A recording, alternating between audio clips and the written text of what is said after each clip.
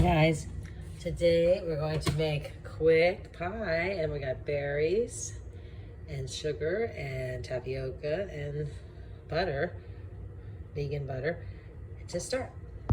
All right, I'm putting in 3/4 cup of sugar to sweeten these fruits up. I'm just taking this pie crust out, not very easily, and it's nice and chilled. And I'm gonna, this is what I'm gonna make for the top part of the pie.